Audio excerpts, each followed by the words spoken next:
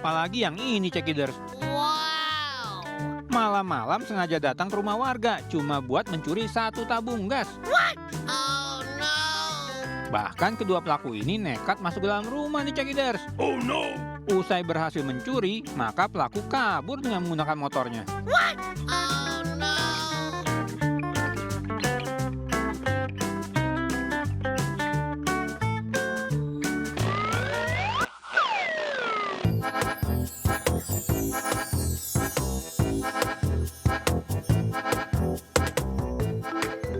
Halo Bang Ganteng, mau beli apa nih? What? Kok nggak masuk ke dalam warung sih? Wow. Bukannya membeli, si abang ini malah sibuk celingak-celinguk tuh, Cekiders. Wow! Nah, sudah Mimin duga tuh, kalau ternyata si abang ini bukan berniat membeli, tapi malah melancarkan aksi nyolong tabung gas. Oh no! Dah bang, masih muda udah jadi maling. Aduh.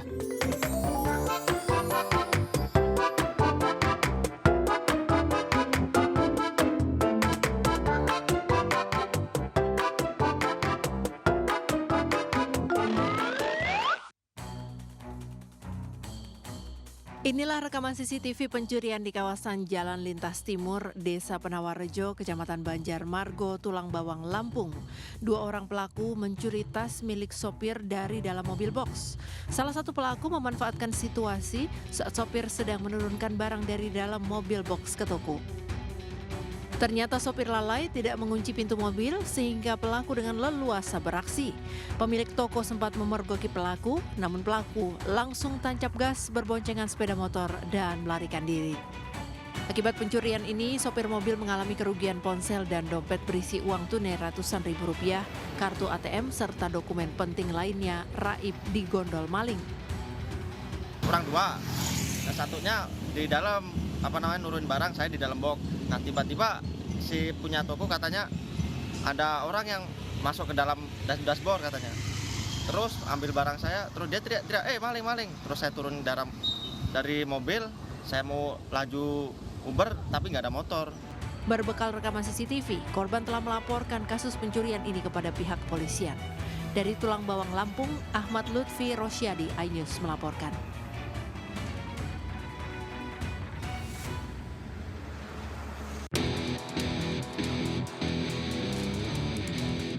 Dari rekaman CCTV, terlihat dua pelaku berboncengan sepeda motor mengawasi situasi sekitar rumah korban di Jalan Flamboyan, Kemayoran, Jakarta Pusat.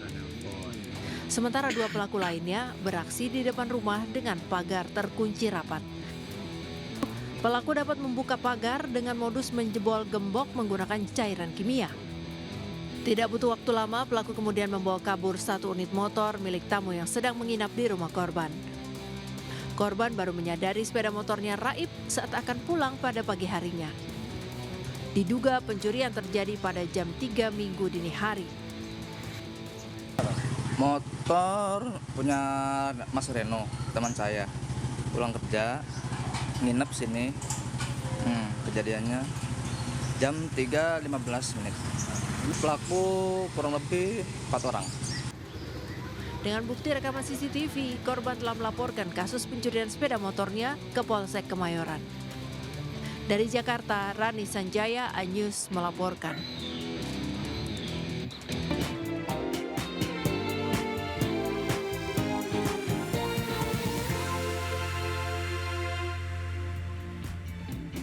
Halo pemirsa, Anda menyaksikan Buletin iNews Pagi bersama saya Priska Papilaya. Sejumlah informasi sudah kami siapkan untuk Anda. Inilah informasi selengkapnya dalam Buletin iNews Pagi.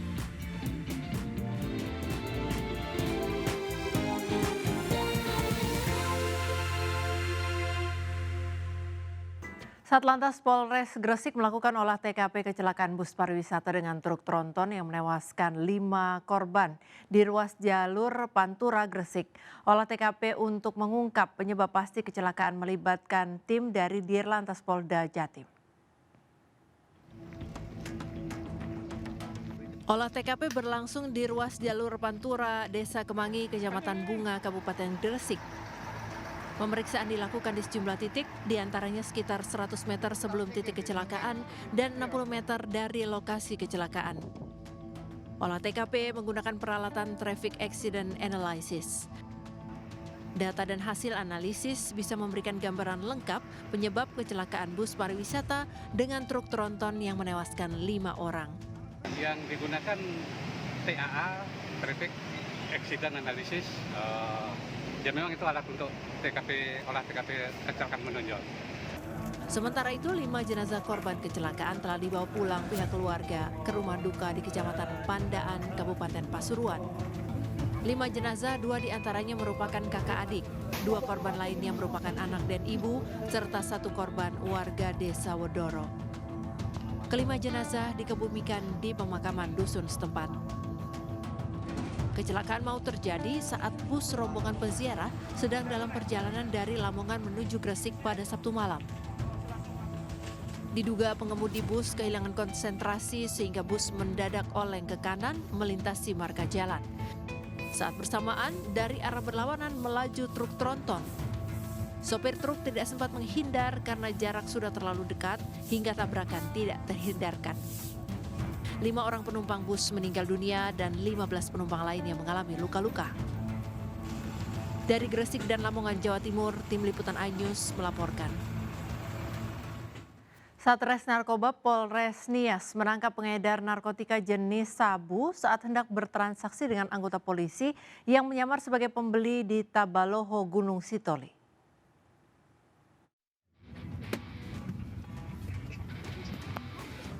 Tersangka Jul warga Kelurahan Saombo, Gunung Sitoli, Kota Gunung Sitoli dibekuk saat hendak transaksi dengan polisi yang menyamar jadi pembeli di Jalan Baluse, Cipalaite, Tabaloho, arah Mikahil. Dari tangan tersangka, polisi menyita barang bukti 1 bungkus plastik klip bening diduga berisikan narkotika jenis sabu seberat 5,06 gram. Penangkapan berawal saat tim Opsnal Satres Narkoba mendapat informasi dari masyarakat yang menyebutkan tersangka Jul sering melakukan transaksi narkotika jenis sabu di wilayah hukum Polres Nias. Dari informasi itu, polisi kemudian melakukan penyamaran dengan memesan sabu kepada tersangka. Anggota kami bertemu langsung dengan si tersangka dan langsung melakukan transaksi dan langsung melakukan penindakan. Tersangka telah kami amankan ke Sat Narkoba Polres Nias untuk dilakukan pemeriksaan lanjut kepada tersangka pasal 114 ayat 1 subsidiar 112 ayat 1 dengan ancaman hukuman 4 tahun maksimal 20 tahun. Selanjutnya, pelaku dan barang bukti dibawa ke Satres Narkoba Polres Nias untuk proses hukum lebih lanjut. Pelaku terancam hukuman 4 tahun penjara dan maksimal hukuman mati. Dari Kepulauan Nias, Sumatera Utara, Imam Jayalase, iNews melaporkan. Hujan deras sejak Jumat sore hingga Sabtu malam membuat Sungai Batang Tebo, Jambi meluap. Derasnya arus membuat 2 jembatan penghubung antar desa putus tergerus air sungai. Akibatnya warga 4 desa terpaksa mengungsi.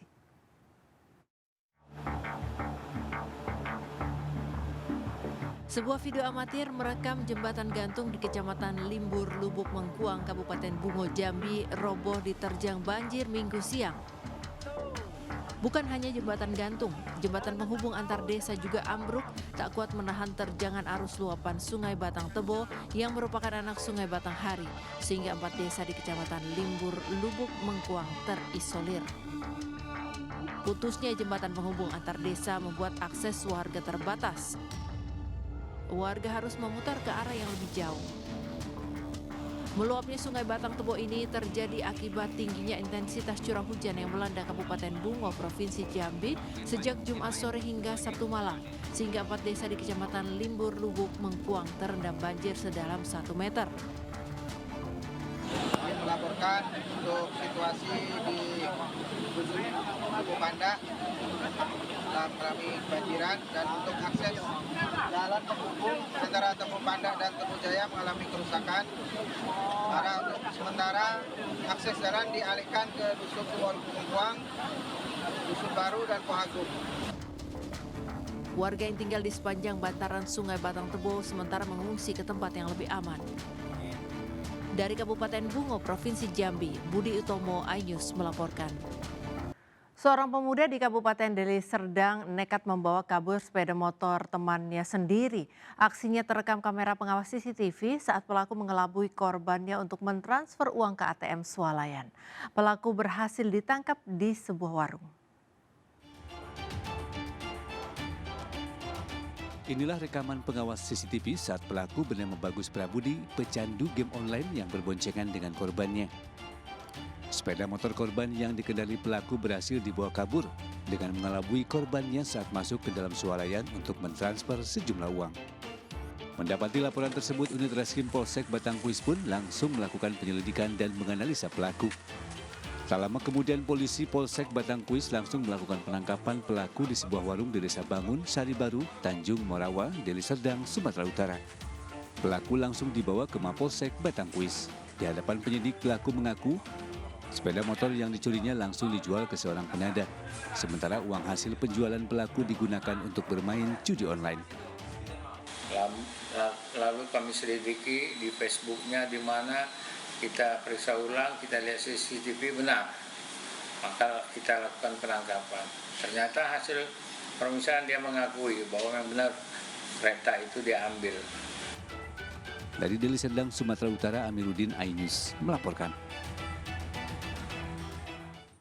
Warga Kapanewon, Kokap, Kabupaten Kulon Progo, Yogyakarta geger dengan kemunculan ular piton sepanjang 3 meter yang memangsa ternak ayam. Di Makassar, Sulawesi Selatan, tim Animal Rescue Damkar mesti berjibaku mengevakuasi ular sanca dari Jalan Inspeksi Kanal Borong karena ular terus melawan.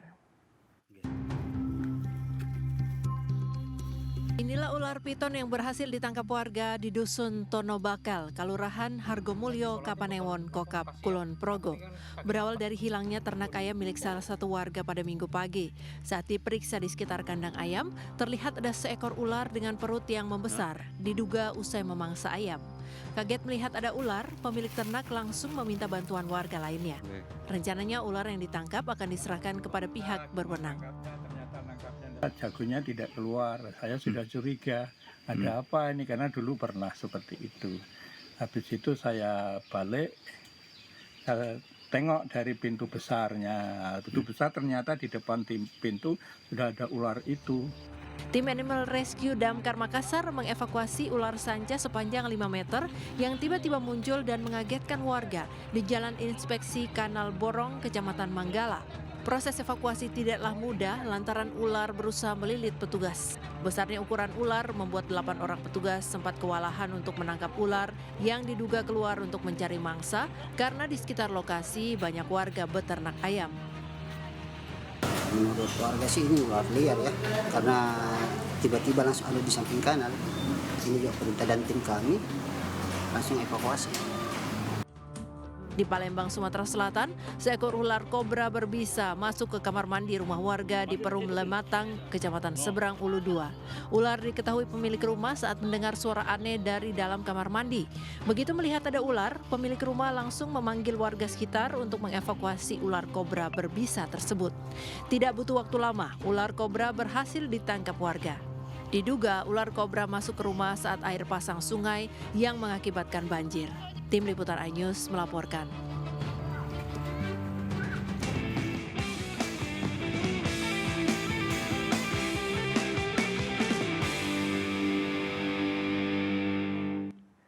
Calon Presiden nomor urut 3 Ganjar Pranowo menemui pendukungnya di lapangan Astaka Pancing, Deli Serdang, Sumatera Utara.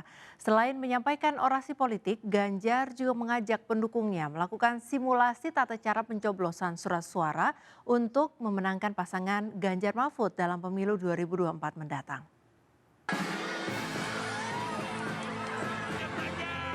Di hadapan ribuan warga Kota Medan dan Deli Serdang, calon presiden yang diusung Partai Perindo Ganjar Pranowo menyapa puluhan ribu pendukungnya yang memadati lapangan Astaka Pancing, Kabupaten Deli Serdang, Sumatera Utara. Didampingi sejumlah tokoh elit PDI Perjuangan, Ganjar juga melakukan simulasi pencoblosan surat suara. Dalam orasi politiknya, Ganjar menegaskan pasangan Ganjar Mahfud akan hadir untuk menyelesaikan berbagai persoalan bangsa ini. Dan itu dapat mereka lakukan jika diamanahkan menjadi Presiden Republik Indonesia lewat kemenangan dalam pemilu 2024. Ganjar menegaskan pemerintahan ini meski dilaksanakan dengan baik dan diawali dengan proses pemilu yang juga harus baik. Biarkan ASN melayani kita dan biarkan para calon dan para pemilih bertanding dengan sehat. Setuju ya? maka Ganjar Mahfud punya komitmen itu. Kalau prosesnya baik, sekali lagi kalau prosesnya baik, insya Allah pemerintahannya juga akan berjalan baik. Usai mengikuti kampanye terbuka, Ganjar Pranowo langsung bertolak ke Yogyakarta. Dari Deli Serdang, Sumatera Utara, Amiruddin, iNews melaporkan. Wakil calon Presiden nomor urut 3 Mahfud MD menghadiri kegiatan tablik akbar yang digelar di Asahan, Sumatera Utara. Dalam kesempatan tersebut, Mahfud MD sekaligus menyinggung maraknya kasus perdagangan orang dan akan menggelontorkan program yang dapat menciptakan lapangan pekerjaan. Warga Kecamatan Air Joman Asahan antusias menyambut kedatangan calon wakil presiden nomor urut 3 Mahfud MD yang berpasangan dengan Ganjar Pranowo sebagai calon presiden. Warga rela berdesakan untuk dapat berjabat tangan langsung dan mengabadikan dengan berfoto. Kedatangan Mahfud MD untuk menghadiri tablik akbar yang digelar tim pemenangan Ganjar Mahfud MD di Kabupaten Asahan. Di hadapan warga, Mahfud MD menyinggung permasalahan maraknya tindak perdagangan orang. Terhadap fenomena tersebut, Mahfud membeberkan programnya untuk menciptakan lapangan pekerjaan lebih banyak lagi kepada masyarakat. Mahfud pun meminta kepada warga untuk tidak mudah terbujuk bekerja ke luar negeri secara ilegal. Apa yang harus kita ketahui? Misalnya yang banyak terjadi adalah tindak pidana penjualan orang. Tindak pidana perdagangan orang. Nah itulah sebabnya lalu pemerintah itu wajar kalau kemudian memperbanyak lapangan kerja. Taruhlah, kalau kami sendiri misalnya pasangan calon presiden Ganjar Mahfud itu akan mencoba berusaha menyediakan lapangan kerja sebanyak 17 juta tenaga kerja, lapangan kerja. Selain ribuan warga, acara ini juga dihadiri kader dan simpatisan dari partai pendukung pasangan Ganjar Pranowo Mahfud MD. Dari Asahan, Sumatera Utara, Ulil Amri, iNews melaporkan. Istri calon Presiden nomor urut 3 Ganjar Pranowo, Siti Atiko Supriyanti, menghadiri acara konsolidasi dan kampanye simpatik tim pemenangan daerah di kantor DPC PDI Perjuangan Nganjuk, Jawa Timur.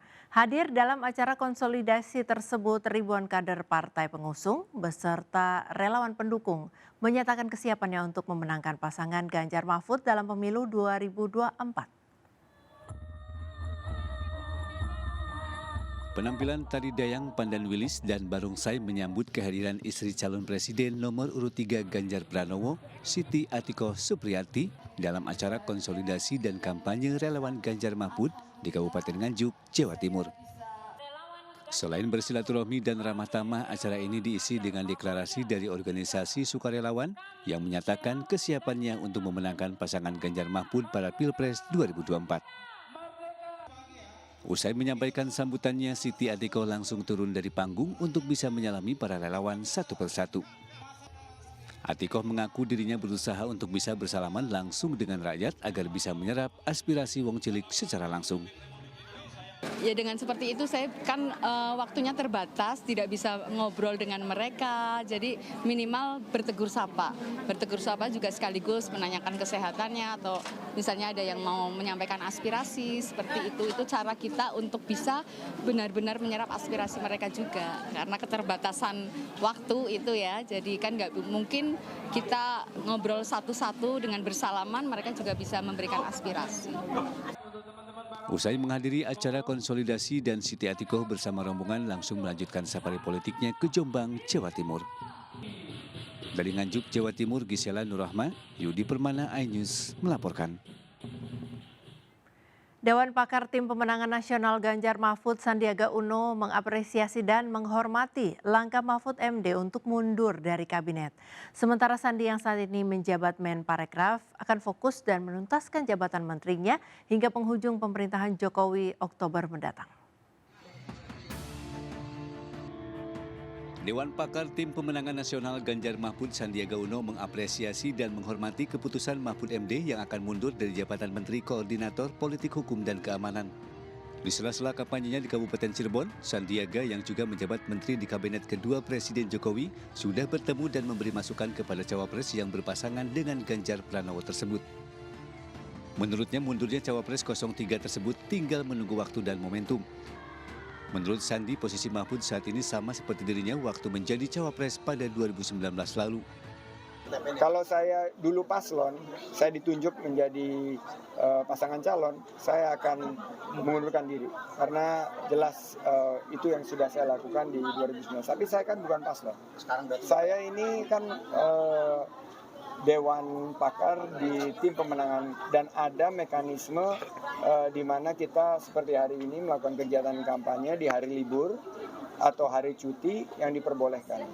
Saya all out akan mendukung kemenangan Pak Ganjar dan Pak Mahfud. Sementara dalam kampanyenya bersama Partai Persatuan Pembangunan, Sandi yang menjabat Ketua Bapilu Partai Berlambang Ka'bah menargetkan calegnya dari Dapil Cirebon lolos ke Senayan. Bahkan ia juga akan all out untuk memenangkan pasangan 03 khususnya di Jawa Barat. Dari Cirebon, Jawa Barat, Toh Iskandar, iNews melaporkan. Calon Wakil Presiden nomor urut 1 Muhaimin Iskandar menghadiri deklarasi Kaula Muda di Jakarta. Sementara calon Presiden nomor urut 2 Prabowo Subianto menghadiri kirap kebangsaan kampanye terbuka di Semarang, Jawa Tengah. Deklarasi anak muda yang tergabung dalam Relawan Kaula Muda Nusantara Anies Baswedan Muhaimin Iskandar atau Rekan Amin berlangsung di kawasan Kalibata, Jakarta. Muhaimin yang datang pada acara tersebut menyampaikan rasa syukurnya atas dukungan dari anak muda dan menyebut pasangan Anies Muhaimin banyak memberikan ruang terbuka bagi kaum muda. Caimin lantas mengajak anak muda menegakkan demokrasi dan mewujudkan perubahan. Memang Amin ini, Anies Muhaimin, lebih banyak memberikan ruang terbuka kepada siapa yang mendukung untuk mewarnai. Sehingga dialog, kejujuran berpendapat, dan terus melibatkan kaum muda. Termasuk pemerintahan nanti, kalau Amin dipercaya oleh rakyat, kaum muda akan mendapatkan prioritas yang luar biasa. Di Semarang, calon Presiden nomor urut 2 Prabowo Subianto menghadiri kirap kebangsaan kampanye terbuka. Kirap dimulai dari kawasan Taman Indonesia Kaya hingga ke lapangan Simpang 5 Semarang. Selain Capres-Cawapres Prabowo Gibran, kirap juga diikuti petinggi partai pendukung dan sejumlah artis ibu kota. Usai melakukan kirap, Prabowo Gibran melanjutkan kampanye dengan melakukan orasi kebangsaan di lapangan Pancasila. Dari Semarang, Jawa Tengah dan Jakarta, Tim Liputan iNews melaporkan. Masyarakat yang mandiri secara ekonomi menjadi komitmen Partai Perindo untuk diwujudkan dalam perjuangannya pada pemilu 2024. Partai bernomor urut 16 ini akan memberdayakan masyarakat melalui berbagai programnya untuk membentuk kemandirian. Caleg DPR RI Dapil Jawa Timur 1 dari Partai Perindo, Angela Tanusudibyo, disambut antusias warga desa Kalitengah, Tanggul Angin, Sidoarjo. Angela hadir menyapa masyarakat dalam kegiatan bazar murah minyak goreng yang digelar Partai Perindo. Di hadapan warga, Angela yang juga Wakil Ketua Umum DPP Partai Perindo bidang ekonomi digital dan kreatif ini menegaskan komitmennya dalam mewujudkan kemandirian masyarakat secara ekonomi. Senang sekali, Pak. Senangnya kenapa, Bu? Murah, Bu ya? Harapannya apa, Bu? Harapannya yang sejahtera rakyatnya, sejahtera semua. Gitu, Bu ya? Semoga Bu Angela jadi, Bu ya? Semoga sukses. Dan kami ingin hadir secara konkret membantu mereka dalam kondisi hari ini. Dan tidak hanya berhenti di sini, yang kami harapkan ke depannya kami bisa memberikan kail-kail sebetulnya supaya mereka bisa terus mandiri secara ekonomi, tidak untuk hari ini aja, tapi terus sampai ke masa yang mendatang. Dalam kegiatan ini, Angela yang juga Wamen Parekraf ini juga mensosialisasikan tata cara pencoblosan dan posisi Partai Perindo serta dirinya sebagai caleg DPR RI di surat suara. Dari Sidoarjo, Jawa Timur, Pramono Putra, iNews melaporkan. Puluhan cosplayer anime meramaikan Pesta Rakyat Konohe yang digelar di lapangan Banten, Jakarta Pusat. Pesta Rakyat Konohe digelar sebagai bentuk kampanye damai demi menghadirkan pemilu ramah bagi para pemilih pemula.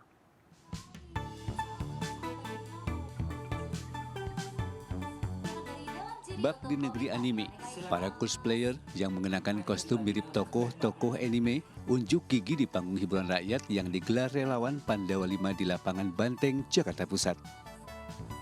Dandanan nyentrik para cosplayer menampilkan dengan jelas para tokoh dalam film anime Jepang.